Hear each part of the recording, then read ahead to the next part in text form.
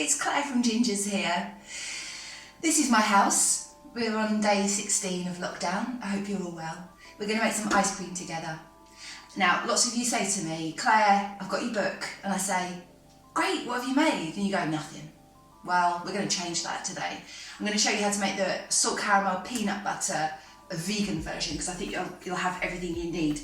By the way, I do get it. I know why it's hard to make stuff at home. If you haven't got a churn, you've got to keep going back and forth from the freezer. And it takes time, but we've got loads of time at the minute, haven't we?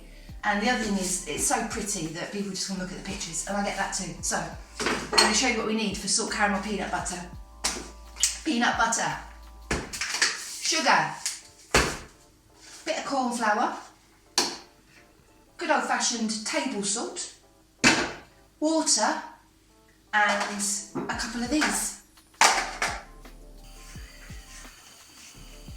First things first, we make a caramel. So you've got your 200 grams of sugar and 500 mils of water, just a little splash of the water to make a sugary sludge.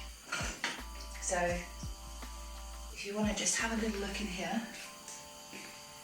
that's just sugar and water.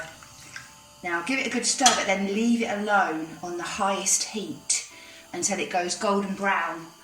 And not until it starts to go brown do you want to move it, okay? So let's wait for that. This is the caramel. This is what it will look like when it starts to caramelise. So it starts to go in one corner, and then you can flick it around to even it out, like so. But we're nearly there. Here's our caramel. When it starts to look like this, this is good and ready now, so you can add the rest of your water. So I've got the rest of our 500 mils of water there. I've turned the heat down a little bit. Add this really, really slowly though, because it will spit up, right? And we don't want any trips to A&E at the minute, all right? So be dead careful.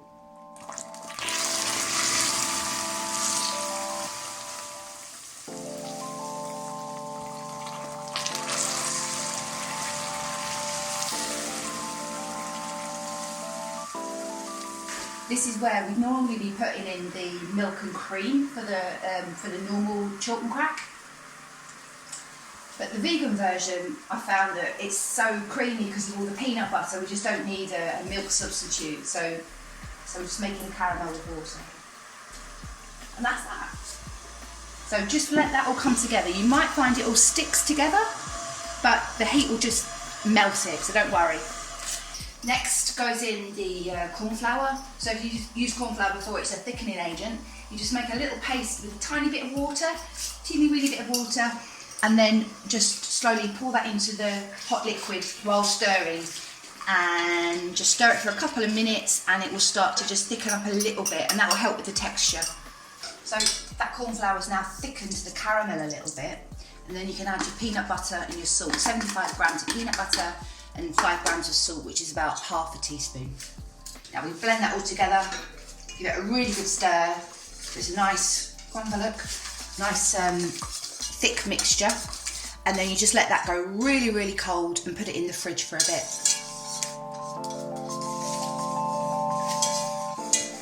While we're waiting for this to cool down, I'll show you the girls. Not like that. Here's Ginger. Hello, Ginger. And over here is Minty. There's Minty. So, your ice cream's really cold. You put it in the freezer. It's going to look a little bit like this. But that could take a while. That could take up to one to 2 episodes of RuPaul's Drag Race. So just chill, wait. When it starts to go hard around the edge, that's when you know you can go in with a fork, or if you've got a stick blender, even better. So we're going to mash it up, mash it up, mash it up, mash it up. Break up all those ice crystals. What you're doing is you're just replicating what an ice cream churner does, but you're doing it yourself by hand. So you're breaking up all the ice crystals, making it move while it freezes. Now pop it back in the freezer and watch an episode of Better Call Saul, and we'll come back to it in an hour. So this is after a couple of hours now.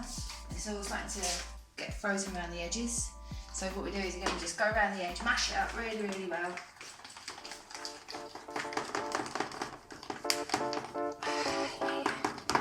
some welly, and then put it back in the freezer.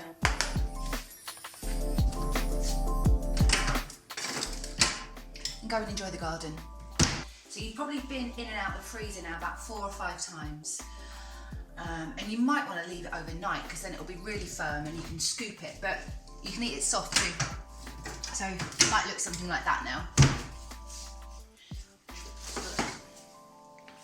So yeah, there you go.